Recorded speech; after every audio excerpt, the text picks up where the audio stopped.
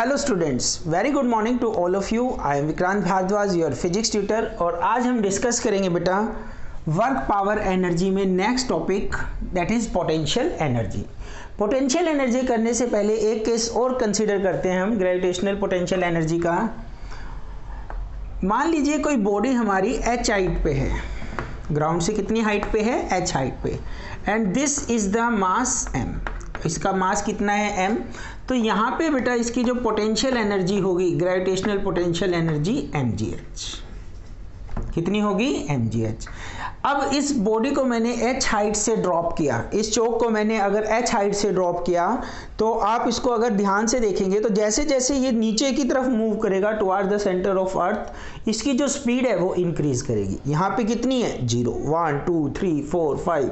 अगर आप किसी भी बॉडी को अच्छे से एक्सपेरिमेंट करके देखना, तो जैसे जैसे वो नीचे जाएगा तो उसकी स्पीड क्या करेगी बेटा, इंक्रीज करेगी। क्या करेगी, इंक्रीज करेगी। ठीक है, तो यहाँ पे जब ये डाउनवर्ड मूव कर रहा है towards the centre of earth, जो स्पीड है वो क्या कर रही है, इंक्रीज कर रही है। और जैसे ही ये ग्राउंड को हिट करेगा, सारी की सारी पोटेंशियल एनर्जी किस में कन्वर्ट हो जाएगी, काइनेटिक एनर्जी में। तो इस पॉइंट पे काइनेटिक एनर्जी मैक्सिमम। तो हम कौन सी काइनेटिक एनर्जी लेते हैं बेटा, हिट करने के बाद तो ये रेस्ट में आ जाएगी, just above the ground, strike करने से जस्ट पहले। तो ये जो काइनेटिक एनर्जी का फॉर्मूला होता है हाफ mv²। तो यहाँ पे काइनेटिक एनर्जी किसके इक्वल है, जितनी इसके पास पोटेंशियल एनर्जी थी, मीन्स mgh। या एक बार ये लिख दीजिए, ग्रेविटेशनल पोटेंशियल एनर्जी किस में कन्वर्ट हो गई, काइनेटिक एनर्जी में कन्वर्ट हो गई। तो half mv² is equal to mgh। ये हमने डिस्कस किया, मास से मास कैंसिल, तो v² is equal to gh, और 2 से मल्टीप्लाई करेंगे इधर जाएगा 2gh, तो v is equal to √2gh। तो जो बॉडी ग्राउंड को हिट करेगी वो किस स्पीड से हिट करेगी, तो v इज द स्पीड जिससे बॉडी क्या करेगी, ग्राउंड को हिट करेगी, 2gh। तो यहाँ पे देखिए 2 constant, g constant, h variable है। तो अगर हम कम हाइट से डालेंगे तो स्पीड कम होगी, और ज़्यादा हाइट से डालेंगे तो उसकी स्पीड ज़्यादा होगी। एक तो हमने ये डिस्कस किया। Now we discuss duster. Now we discuss second topic, that is elastic energy. कौन सी एनर्जी, इलास्टिक। स्प्रिंग के केस में होती है बेटा, ये स्प्रिंग एनर्जी कह लीजिए आप, या फिर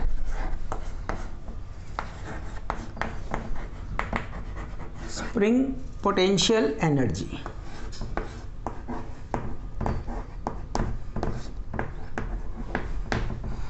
स्प्रिंग के केस में आपने जो केस डिस्कस किए हैं, पोटेंशियल एनर्जी ऑफ स्प्रिंग, तो आपने जो स्प्रिंग देखी है बेटा, जनरली पेन में आगे जो एक स्प्रिंग होती है उसकी जो शेप होती है वो इस टाइप की शेप है।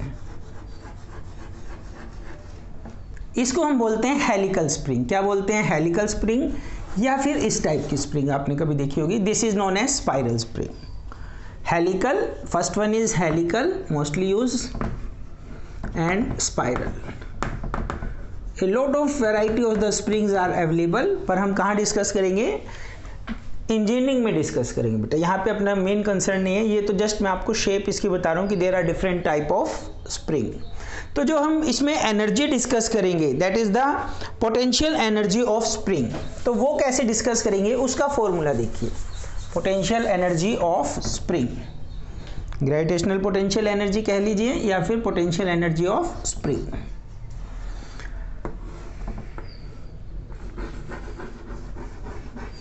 एक स्प्रिंग कंसीडर की अनस्ट्रेच्ड पोजीशन पे, और यहाँ पे इसके साथ एक मास हमने क्या कर दिया, अटैच कर दिया। एक मास क्या कर दिया, अटैच कर दिया, मास m। a is the position. कहाँ पे है बेटा ये मास, इस फ्रिक्शनलेस, हॉरिजॉन्टल फ्रिक्शनलेस सरफेस के ऊपर रेस्ट में है, लाइक दिस।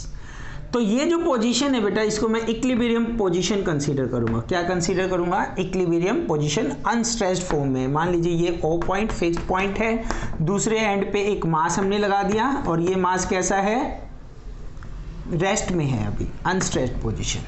ठीक है जी। अब इसमें बेटा आपको एक दो फोर्स समझने होंगे।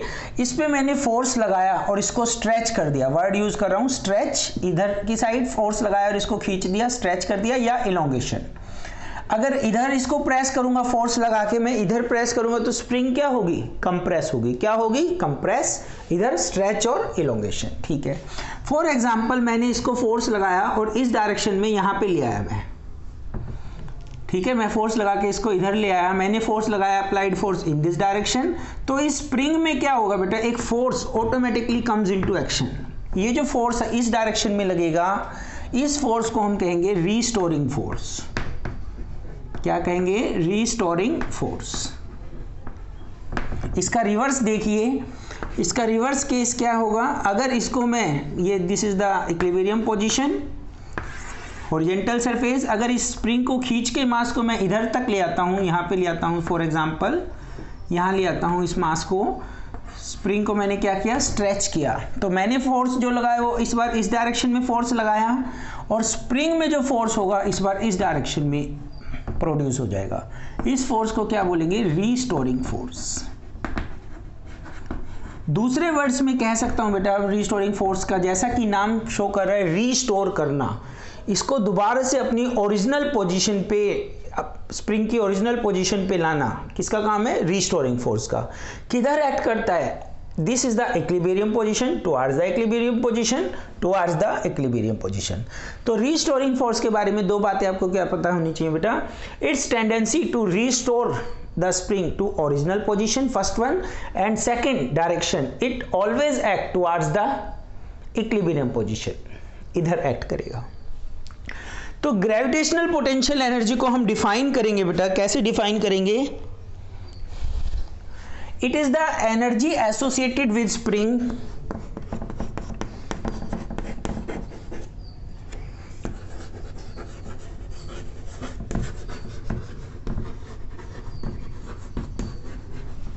किसके साथ एनर्जी एसोसिएटेड है, स्प्रिंग के साथ। It is the energy associated with spring, कब, when spring is in the state of compression और एक्सपेंशन।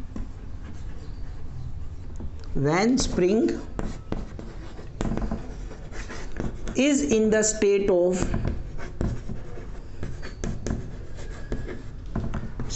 ऑफ कंप्रेशन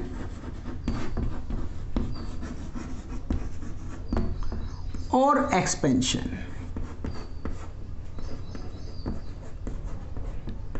एक्सपेंशन कह लीजिए, या मोर बेटर वर्ड क्या रहेगा, कंप्रेशन और एक्सटेंशन कह लीजिए, एक्सटेंशन। फिर से सुनिए, ये कौन सी एनर्जी है बेटा, potential energy of the spring is that energy जो किसके साथ एसोसिएटेड है, स्प्रिंग के साथ, कब, when spring is in the state of compression, this is the state of compression and this is the state of extension. Stretch भी कह सकते हैं, क्या कह सकते हैं, स्ट्रेच भी इसको हम कह सकते हैं। अब इसके बारे में बाकी चीजें देखिए, बाकी पैरामीटर्स। तो यहां पे क्या होगा बेटा,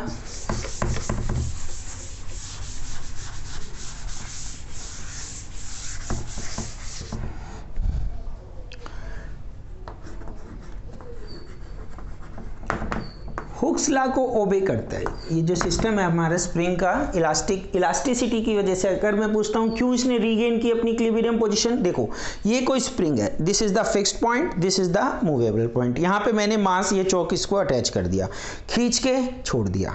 इसकी टेंडेंसी क्या है, रिस्टोरिंग फोर्स की, इसको दोबारा इक्विलिब्रियम पे लाना, पर ये रुकता नहीं है बेटा, ये क्या करना स्टार्ट कर देता है और आगे चला जाता है, फिर इधर ऑसिलेट करना स्टार्ट कर देता है।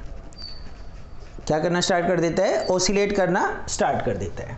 तो ये जो इलास्टिसिटी प्रॉपर्टी है, to regain its original configuration, किसी भी मटेरियल की जो प्रॉपर्टी है इलास्टिसिटी, तो इलास्टिसिटी का मतलब बेटा क्या होता है, to regain its original configuration completely and immediately, एकदम से और पूरी रिस्टोर कर ले, that is known as elasticity.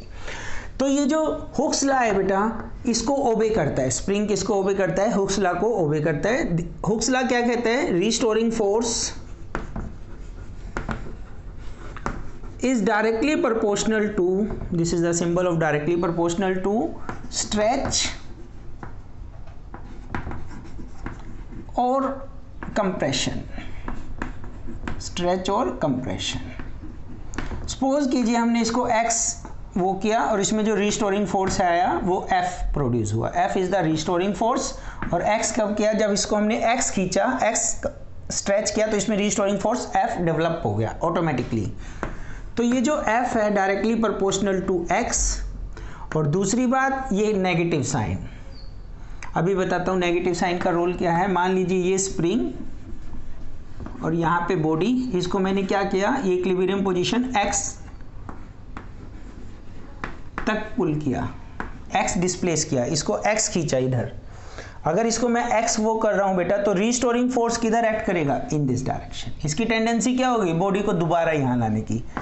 This is the restoring force, this is the force. Direction दिख रही है आपको, दोनों में opposite.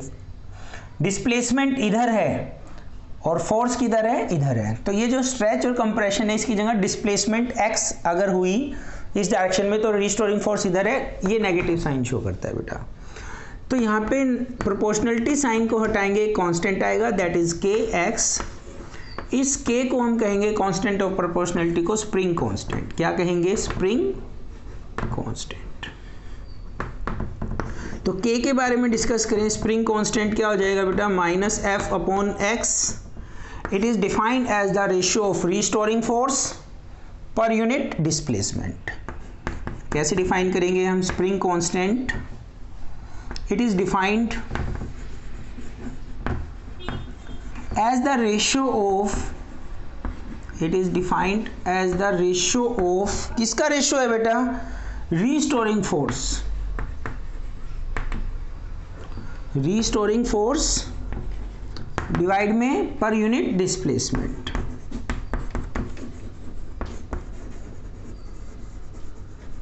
Restoring force per unit displacement. This is all about spring constant. और छोटी छोटी बातें करते हैं बेटा इसके बारे में। What is the SI unit? SI unit सोचो क्या होगी? Force newton, displacement metre. CGS unit की बात करूं, इजिली हम डिटेक्ट कर सकते हैं, find force dyne, displacement centimetre. Dimensional formula, dimensional formula क्या होगा? फोर्स का क्या होता है बेटा? याद रखिए फोर्स का mL/t-2 फ्रीक्वेंटली यूज होता है। डिस्प्लेसमेंट L, तो L ने L को काट दिया, means m/t-2। This is the dimensional formula. कीजिए बेटा, यहां तक नोट कीजिए एक बार। ये जो ग्राफ हम ड्रा कर रहे हैं बेटा, किसके बीच में है? रिस्टोरिंग फोर्स और डिस्प्लेसमेंट के बीच में। किसके बीच में ग्राफ ड्रॉ किया हमने? Restoring force and displacement. कैसा ग्राफ होगा बेटा? अभी हमने डिस्कस किया ना कि किसके इक्वल था? -f upon m, -f upon x। या फिर हमने पहले डिस्कस किया था -f किसके इक्वल आ गया था? kx के इक्वल आ गया था। तो ये f और k क्या है? Directly proportional. मीन्स जितना ज़्यादा डिस्प्लेसमेंट होगा, जितना ज़्यादा उसको हम पुल करेंगे स्प्रिंग को, उतना ज़्यादा ही रिस्टोरिंग फोर्स होगा।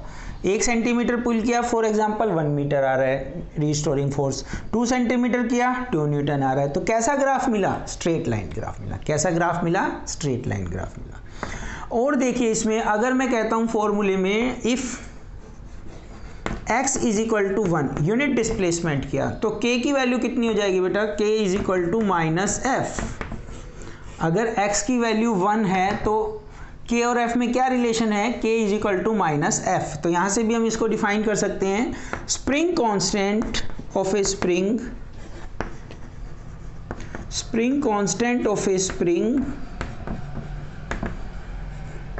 is numerically equal to, spring constant of a spring is numerically equal to restoring force, numerically equal to restoring force। कब रिस्टोरिंग फोर्स के इक्वल होगा? For unit displacement. ये वर्ड आना चाहिए, फॉर यूनिट डिस्प्लेसमेंट। अगर हम unit displacement करते हैं बेटा तो उस कंडीशन में, उस पर्टिकुलर कंडीशन में के और एफ क्या होंगे, इक्वल होंगे। के और एफ क्या होंगे बेटा, इक्वल होंगे। Is it clear? ठीक है। और देखिए इसके बारे में और आपको बताते हैं स्प्रिंग कांस्टेंट। अगर मैं कहता हूं किसी बॉडी, किसी स्प्रिंग का, किसी मटेरियल का spring constant more, if spring constant is more या higher, if spring constant is higher,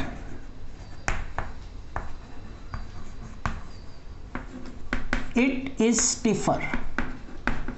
कैसी होगी वो, स्टिफर।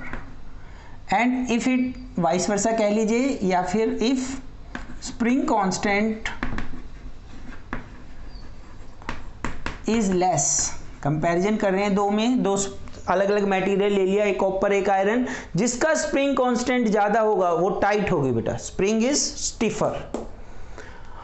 और जिसका स्प्रिंग कांस्टेंट कम होगा कंपैरिजन में लेस, इट इज सॉफ्टर।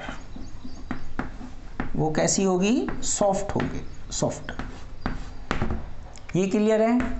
और देखो बेटा स्प्रिंग कांस्टेंट किन किन फैक्टर्स पे डिपेंड करता है। स्प्रिंग कांस्टेंट डिपेंड्स अपॉन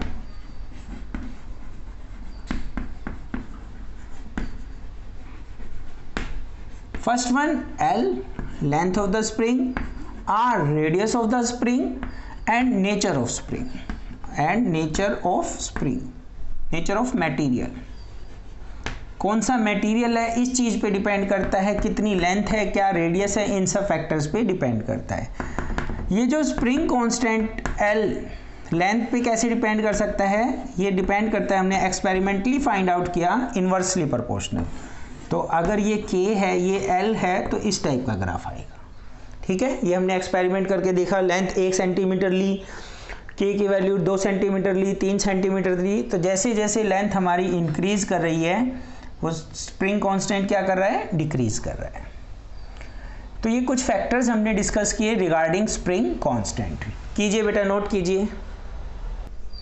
अब बेटा हम डेरिवेशन से क्या फॉर्मूला होगा स्प्रिंग का, स्प्रिंग एनर्जी का, ठीक है, वो ड्राइव करेंगे।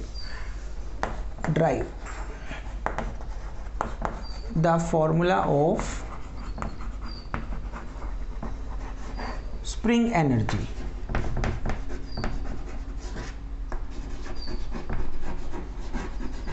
स्प्रिंग एनर्जी, मान लीजिए बेटा हमने वर्क किया, किसी स्प्रिंग को फर्दर डिस्प्लेस, x डिस्प्लेस कर दिया, मान लीजिए इसको हमने x एक्सटेंशन दे दी, और उसके बाद इसको थोड़ी सी एक्सटेंशन और दी, dx।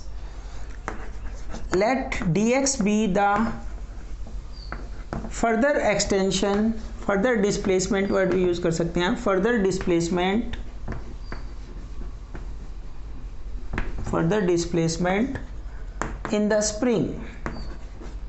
समझिए इस चीज को क्या लिखा मैंने, ये कोई स्प्रिंग थी हमारी, ठीक है, this is the equilibrium position, this is fix, यहाँ पे थी अनस्ट्रेच्ड फॉर्म में, x इसको हमने ऑलरेडी खींच दिया, उसके बाद थोड़ा सा और खींचा dx, उसके बाद थोड़ा सा और खींचा dx, ठीक है। Let dx be the further displacement in the spring after x। x हम इसको डिस्प्लेस कर चुके, एक्सटेंड कर चुके, उसके बाद फर्दर dx। तो इस प्रोसेस में बेटा जो वर्क होगा, वर्क का क्या फॉर्मूला होता है बेटा, F डॉट dx। क्या फॉर्मूला होता है, F डॉट dx। तो यहाँ पे ये जो डॉट प्रोडक्ट है ये होता है कोस थीटा। अब आप देखिए इसमें रीस्टोरिंग फोर्स किधर बना होगा, अपोजिट डायरेक्शन में डिस्प्लेसमेंट के। थीटा कितना, 180 डिग्री, और कोस 180 कितना होता है, -1, कोस 180 डिग्री -1। ठीक है जी, तो यहाँ पे ये आ गया अपना -f dx। ठीक है, इसको खोलेंगे, f dx कोस 180 डिग्री, कोस 180 की वैल्यू रखी हमने -1, तो -f dx। और हमने क्या डिस्कस किया था बेटा हुक्स लॉ में, -f किसके इक्वल था, kx के इक्वल था, तो f किसके इक्वल होगा, -kx के इक्वल होगा। तो ये वैल्यू यहाँ पे हम पुट करेंगे, ठीक है, बाय यूजिंग, इसको हमने इक्वेशन 1 कह दिया, बाय यूजिंग इक्वेशन 1। अच्छा ये स्मॉल वर्क है dx, तो ये भी स्मॉल वर्क है, तो dw से दिखाएंगे। बाय यूजिंग इक्वेशन फर्स्ट, किसकी वैल्यू रख दी, put the value of f, put the value of force, force की वैल्यू हमने इसमें पुट कर दी बेटा। तो ये जो डी डब्ल्यू बना माइनस एफ की जगह पे क्या आएगा, माइनस के एक्स डी एक्स। तो ये माइनस माइनस, ध्यान से देखिए, माइनस माइनस क्या हो गया, प्लस।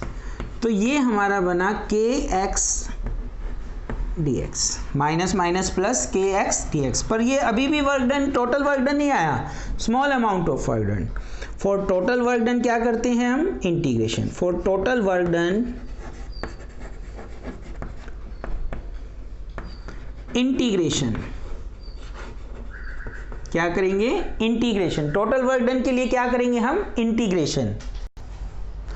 टोटल वर्क डन बेटा, इंटीग्रेशन ऑन बोथ साइड। तो यहाँ पे इंटीग्रेशन किया मैंने लेफ्ट हैंड साइड में integration D W, right hand side में भी इंटीग्रेशन करेंगे के एक्स डी एक्स। इंटीग्रेशन करना आता है हमें, बेसिक यूज ही होगा 99% केसेस में। तो लेफ्ट हैंड साइड में तो क्या आ गया, इंटीग्रेशन का मतलब होता है एडिशन, सम, सभी स्मॉल स्मॉल वर्क को ऐड करेंगे तो टोटल वर्क डन डब्ल्यू। यहाँ पे के कांस्टेंट है, के क्या है, कांस्टेंट, इंटीग्रेशन से बाहर, और इसको हमने कितना किया, x D x, x D x, के बाहर ले लिया, एक्स डी एक्स इंटीग्रेशन के अंदर। इसका इंटीग्रेशन किया, एक्स स्क्वायर न्यू पावर से डिवाइड किया 2, और ये क्या है बेटा, के। तो ये बन गया हमारा वर्क डन डब्ल्यू, और इसकी वैल्यू क्या आ गई, वर्क डन की value half K X square. क्या वैल्यू आ गई, हाफ के एक्स स्क्वायर। तो यहाँ पे ये जो वैल्यू आई है हाफ के एक्स स्क्वायर, ये जो वर्क डन है। पर एक चीज़ हमने इसमें डिस्कस नहीं की, लिमिट्स। लिमिट्स क्या लगाओगे बेटा, यहाँ पे हमें क्या करना है, x 0 से x तक इसको मूव करना है। कहाँ मूव करना है, 0 to x। तो इसकी लिमिट क्या होगी, 0 से x। इसको बोलते हैं बेटा लोअर लिमिट, इसको बोलते हैं अपर लिमिट, 0 से x। जैसे ही आपने इंटीग्रेशन किया तो साइन हटाना है। कई बार क्या होता है बेटा, हम इंटीग्रेशन तो कर देते हैं, साइन लगा रहता है। तो इंटीग्रेशन जैसे ही हमने किया तो इंटीग्रेशन का साइन हट गया, अब लिमिट कहाँ जाएगी, साइन तो हट गया, लिमिट इधर आ जाएंगी, x और 0। तो x की जगह पे x रखा, x स्क्वायर, 0 रखेंगे तो क्या आ जाएगा, 0 का स्क्वायर। तो एक लाइन और ऐड हो गई, work done is equal to half K X square. और ये जो वर्क है कहाँ गया, वर्क, ये जो वर्क हुआ कहाँ गया, बॉडी में स्टोर हो जाता है। किस फॉर्म में, in the form of potential energy. जो स्प्रिंग की पोटेंशियल एनर्जी है उस फॉर्म में स्प्रिंग में स्टोर हो जाता है, in the form of potential energy. Is it clear, यहाँ तक हमने इसमें डिस्कस किया। एक मेथड से और बेटा हम इसको कैलकुलेट करेंगे। देखिए अल्टरनेटिव मेथड, इसका सेकंड मेथड। तो यहाँ पे मैंने जो ग्राफ बनाया इस टाइप से, ये फोर्स, रिस्टोरिंग फोर्स, ये एक्स, और ये हमारी ट्रायंगल कंप्लीट, एफ एक्स, कुछ नेमिंग कर दी, ओरिजिन ओ मान लेते हैं, ओ ए बी। तो इसका जो वर्क डन होगा वो क्या होगा, area under the curve. Area क्या होता है, half into base into height, base x, height क्या है एफ, हाइट क्या है एफ। तो ये जो वर्क डन हुआ हाफ एक्स, एफ की वैल्यू क्या है, के एक्स, एफ की वैल्यू क्या है, के एक्स। तो ये क्या आ जाएगा बेटा आपका work done half K X square. तो यहाँ से भी हम निकाल सकते हैं वर्क डन किसके इक्वल होगा, एरिया अंडर द कर्व। किसके इक्वल होगा, एरिया अंडर द कर्व। करो बेटा, नोट करो। ठीक है बेटा, आज हमने डिस्कस किया स्प्रिंग के केस में पोटेंशियल एनर्जी फाइंड आउट करना। डेफिनेशन क्या है उसकी, डेरिवेशन, क्या फॉर्मूला आया, हाफ के एक्स स्क्वायर। क्या फॉर्मूला है, half K X square. Spring constant के बारे में हमने डिस्कस किया। It is all about potential energy of the spring. Thank you very much, have a nice day.